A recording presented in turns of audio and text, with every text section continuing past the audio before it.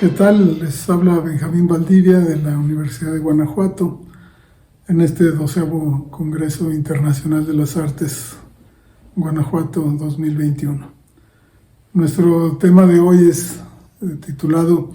Divertimento y ludismo, el arte como cosa seria. Hay que comenzar con este tema hablando de lo que sería el preludio del tema, pero también el tema del entretenimiento, el tema del divertimento, del ludismo, como un preludio, como el asunto en el que existe algo antes del juego, que eso es lo que quiere decir preludio.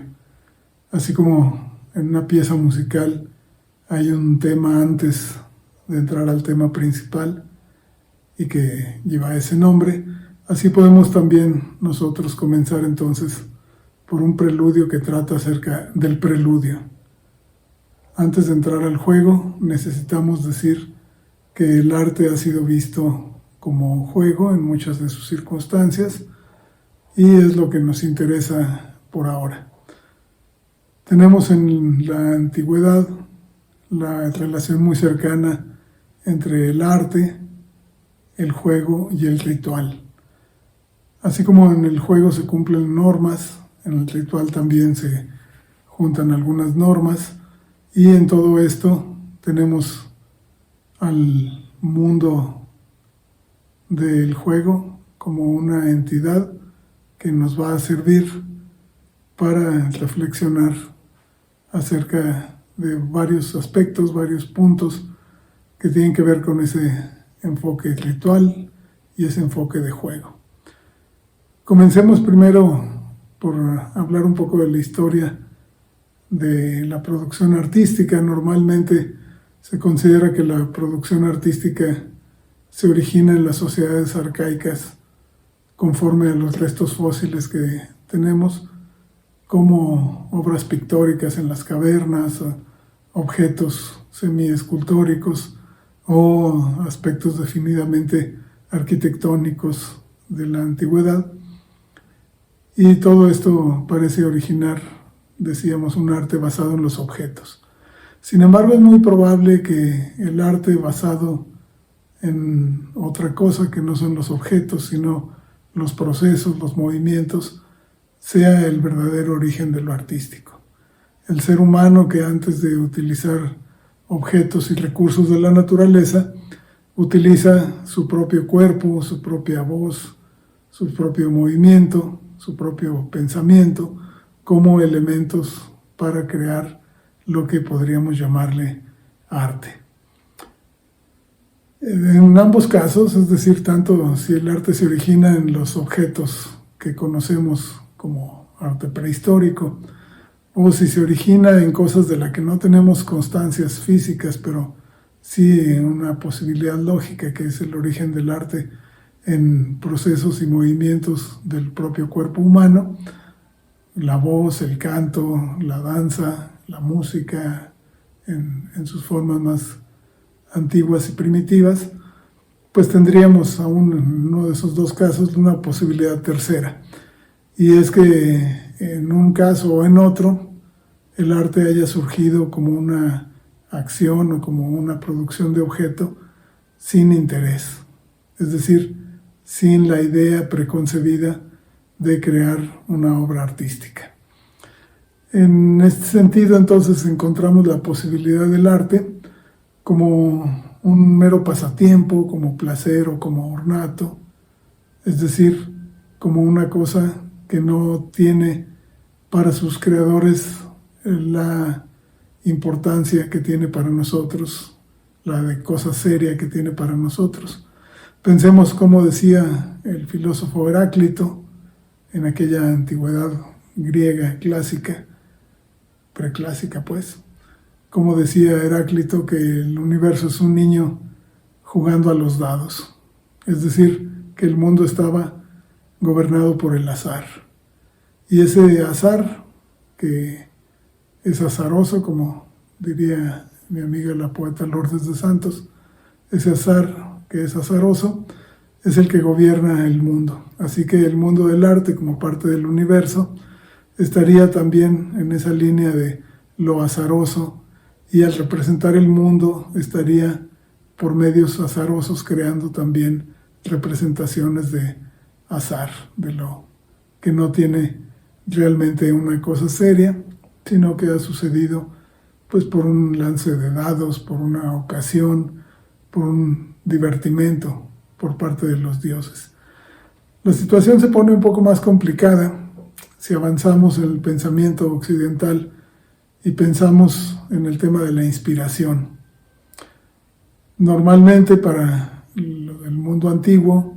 el arte era una cosa que podía venir de los dioses por medio de la inspiración, así nos lo hace saber Platón, citando palabras de Sócrates, de que el dios Apolo le indica a las musas que se apersonen, que extraigan de sí mismo al artista y lo obliguen a decir o a realizar los hechos, acontecimientos o procesos, los objetos en los cuales se manifieste la divinidad del gran Apolo. Sin embargo, tomando en cuenta lo que hemos dicho respecto del origen del arte hace un momento, podríamos decirlo igualmente respecto del dios Apolo. ¿Qué tal que lo que nosotros tomamos como una cosa seria, para el dios es solamente un divertimento? El dios lo que quiere es pasar la eternidad aprovechando que el mundo es azaroso y que ese mundo de la creación artística nos va a dar también un elemento de azar para él, para el dios, del acaso, lo que vaya a suceder, sin que el dios tenga un compromiso específico en ello. Imagine quien escucha que el dios Apolo está haciendo las cosas para que parezcan serias, pero en realidad las está haciendo pues como un pasatiempo divino. Es como si aprovechara los cuerpos ajenos para tener una diversión sagrada. Sería una cosa sagrada y en ese sentido para el ser humano una cosa seria. Sin embargo, para el dios y probablemente para las musas, muy bien podríamos estar hablando de una actividad poco seria para ellos, pero demasiado seria para los seres humanos que son seleccionados por las musas para insuflarles el hálito de la inspiración, y entonces en ese movimiento, en ese lanzar el alma y el logos a la persona indicada, la extraigan de sí, y en esa figura humana extraída se manifiesta el Dios, pues para hacernos creer que está sucediendo algo mucho más importante que la persona que lo hace, lo cual es el sentido propio de la inspiración, el éxtasis, el entusiasmo del artista para ese planteamiento consiste precisamente en señalarle a la humanidad que el Dios se ha manifestado, y entonces tomamos como sagrado eso y lo hacemos valer, lo hacemos que lo que para el Dios puede ser una diversión, para nosotros sea pues la vida misma con toda la seriedad funesta de un destino mortal. Esto implica que lo que Nietzsche hace en la separación del Dios de la luz y el Dios de la oscuridad, o el Dios de la embriaguez clara y el de la embriaguez disoluta, Apolo y Dionisos, sean ambos dioses de un juego fatal, en el que el ser humano se ve involucrado para optar por uno o por otro, o como bien dice Nietzsche, optar por toda embriaguez, siguiendo un poco esa idea de Baudelaire, que podemos decir la embriaguez puede estar en todos lados, incluyendo la virtud y desde luego en la cosa sagrada que es el arte, y estaríamos entonces embriagados de cosa artística como un pasatiempo, como un mundo en el que las cosas ocurren por una ebriedad sagrada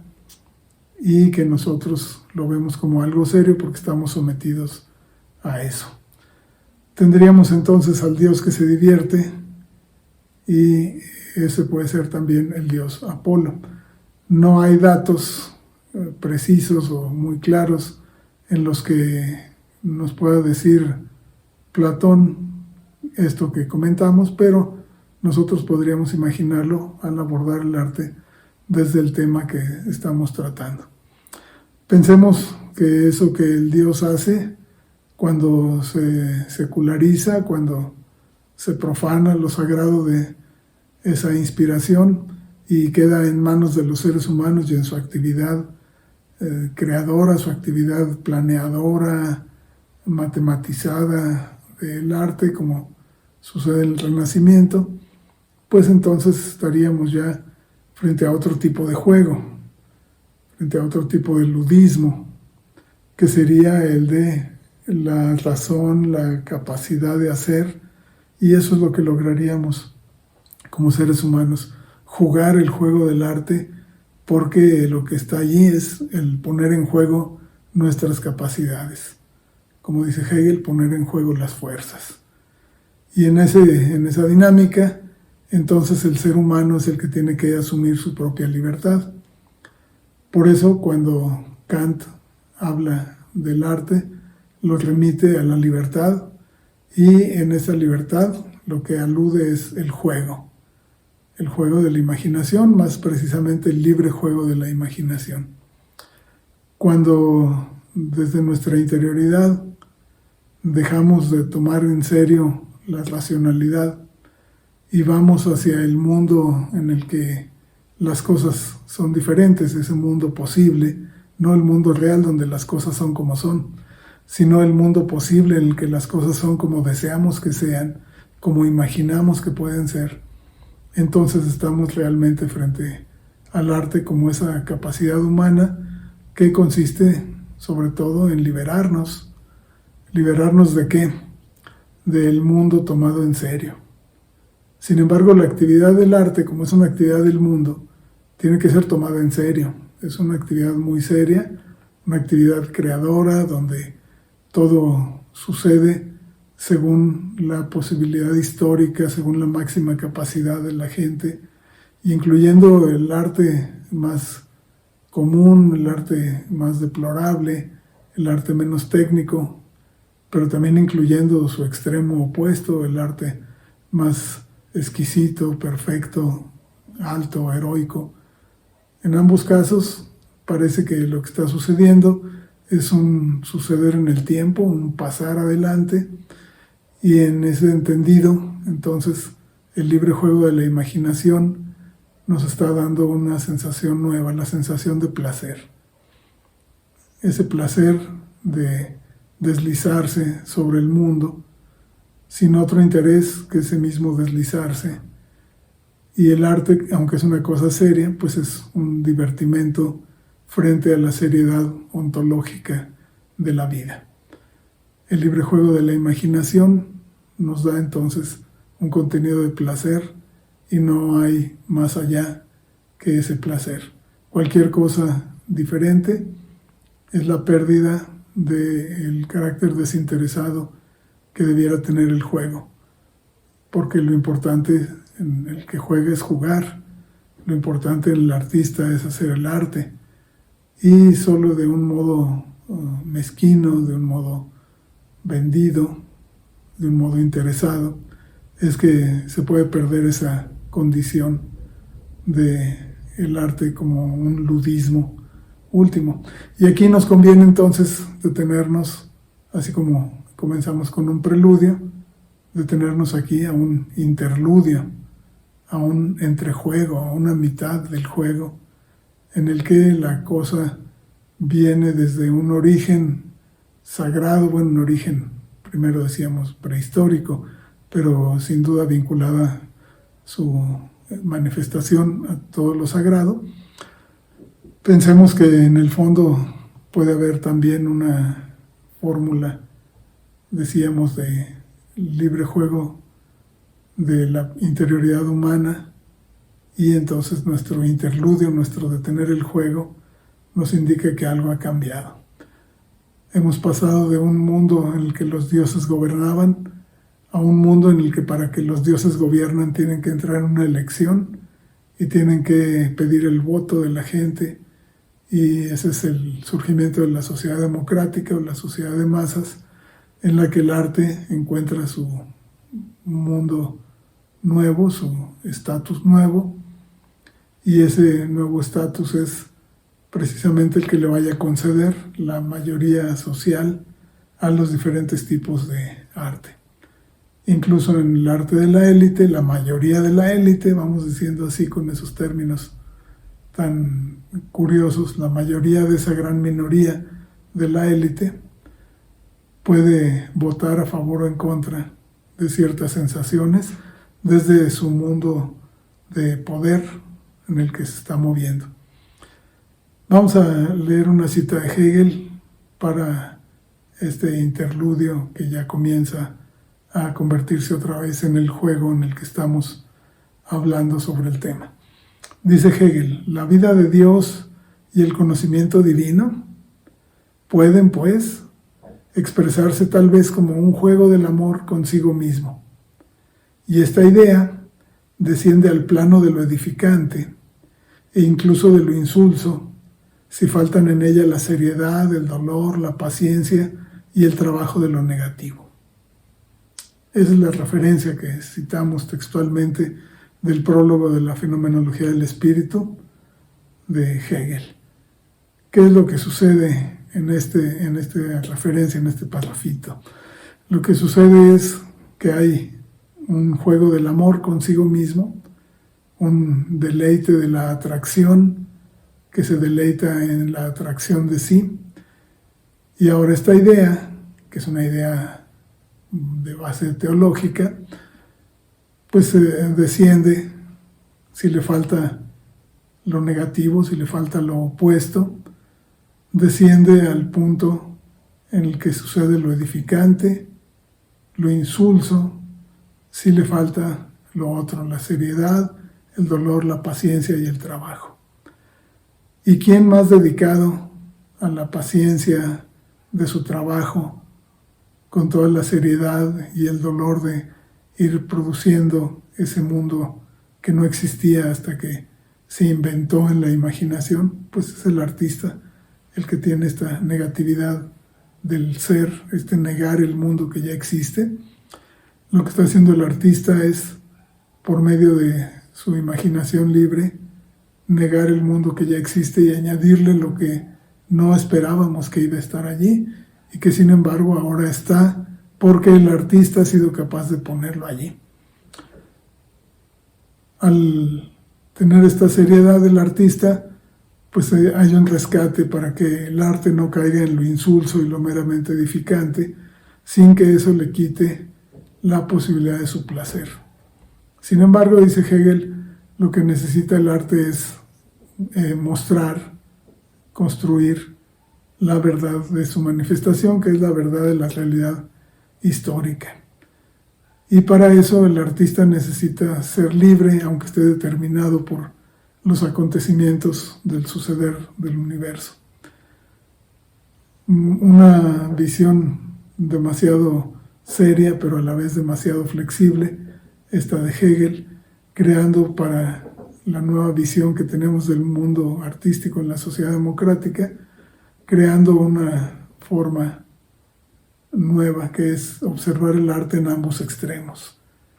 el de lo sagrado y el de lo serio. Pero incluyendo lo sagrado y lo serio en un solo lado, tenemos ese otro tipo de arte, que es el arte que se mueve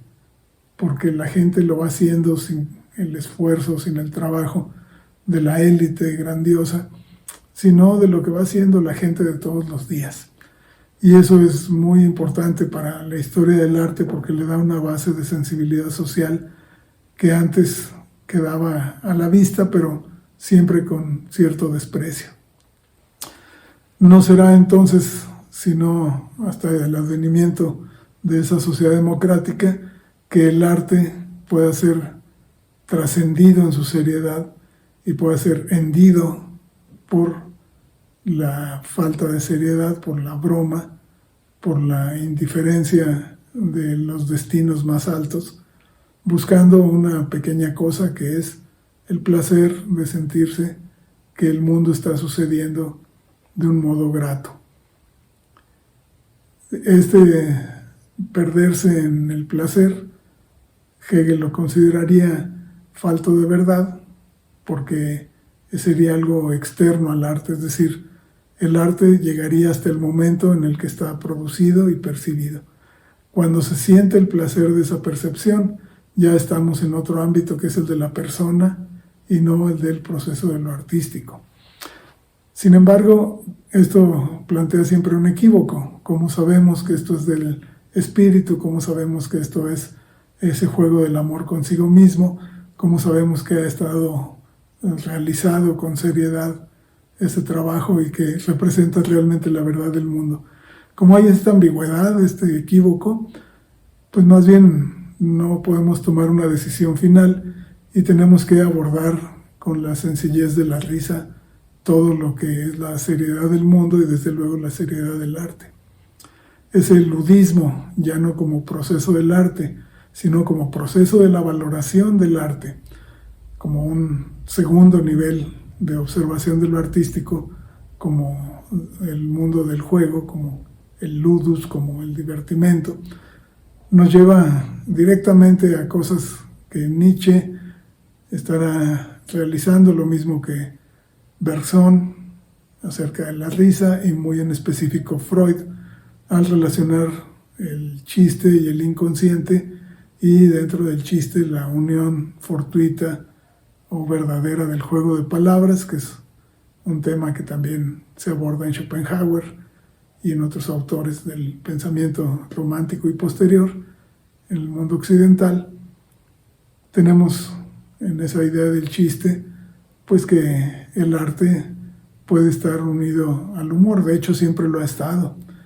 Recordemos la comedia antigua que juntaba la risa con la altura y en ese uso del humor pues se enlaza con gran cantidad de las obras contemporáneas. Citemos de bote pronto pues el surrealismo con su exaltación de lo humorístico, pero también otras muchas tendencias que con la ironía, con el juego de palabra, con el chiste, con la ligereza y otras cualidades de lo que podía considerarse como poco serio desde el punto de vista anterior, pues en ese momento se convierten en una de las expresiones mejores de nuestro mundo. La sociedad democrática exige libertades, y exige libertades como la de jugar con el arte, jugar al arte, que cada uno pudiera hacer su expresión y que resulte lo que resulte, cada quien tome lo que le corresponde. Por eso siempre me gusta decir que el artista y su público se merecen mutuamente. En esa frase, no exenta de ironía, vemos que en la sociedad de masas, en la libertad de hacer arte compete a toda la población y cualquiera puede estar puesto en el mundo del arte sin que le vayan a cortar las alas a su imaginación hasta la altura donde logre llegar, aun cuando no sea el arte más reconocido de nuestra época, pero sí el mejor arte de esa persona en particular o tal vez incluso de su grupo social. Eso es en la sociedad democrática, pero en la sociedad del espectáculo, la que Debord nos reveló como una sociedad vendida al pasatiempo, lo que exige la sociedad del espectáculo es el pasatiempo, el divertimento cultural, la cosa sin compromiso, la cosa según como sucede en ese momento, y esa falta de compromiso, esa falta de seriedad, se corresponde con el retirarse de los dioses, cuando las musas ya no están extrayendo a la persona de su interioridad para expresarse como hijas de Apolo, sino que están dejando a la persona que suceda en su propio interior y a su propia altura sin la intervención de los dioses, y que por lo tanto todo esté en el mero nivel del entretenimiento, a lo cual habría que hacerle una crítica no desde la teología, sino desde la falta de un trabajo impecable para la producción del arte, pero como ya dijimos, el artista y su público se merecen mutuamente. La sociedad del espectáculo solo es posible en el contexto de la sociedad de masas, es decir, donde cada persona en su anonimato se encuentra ya no creando el entretenimiento, lo cual sería la base de un espectáculo generalizado de la sociedad, sino en vez de estar creando el entretenimiento, está sometida, está al servicio, la población al servicio del entretenimiento. Y por lo tanto, lo que la sociedad democrática quería, que era una expresión artística válida, sea quien la realiza, finalmente queda corroborado que la masa, el grupo social anónimo, la clase inexpresada, esté al servicio del entretenimiento, de lo que conocemos como la cultura de masas o los elementos mediatizadores, para que no se manifieste una originalidad individual y ni siquiera una originalidad de grupos, sino que se reiteren los significados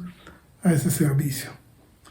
Llegamos entonces en un gran arco desde el origen de lo artístico hasta la sociedad de masas en nuestros días, en la sociedad digital. Llegamos en ese gran arco a observar cómo hay un papel del entretenimiento, del juego, del pasatiempo, el ludismo, el divertimento, y así como hicimos un preludio y luego un interludio, llegamos al punto final y nos damos cuenta de que no existe una palabra que nos diga que el juego ha terminado. No hay más allá que un preludio, un interludio, pero no hay un finludio, un postludio, sino que simplemente hay esa nostalgia de que el juego ha terminado y que necesitamos de seguir vivos para poder entrar nuevamente en el juego donde buscamos la libertad, quitarnos la enajenación del mero entretenimiento de masas que está vendida al espectáculo de vivir vidas ajenas, enajenadas, y en esa entrada a este final con esa nostalgia, pues no nos queda más que decir que el juego termina por ahora y que seguiremos platicando sobre este asunto de lo que es divertido y nos lleva al placer y nos permite expresarnos y nos permite vincularnos con la antigüedad, con lo sagrado, con las musas, con las personas, con el mundo. Y en todo este juego, la imaginación libre quiere volver a surgir y creo que es lo que debemos tener en el momento en que queremos expresarnos. Eso es lo que comentaré por ahora. Les agradezco que hayan participado escuchando esta elaboración de diálogo en el que ustedes tienen ahora la palabra para su juego, para su placer, en un ludismo compartido, que les agradezco haber participado. Muchas gracias. Hasta luego.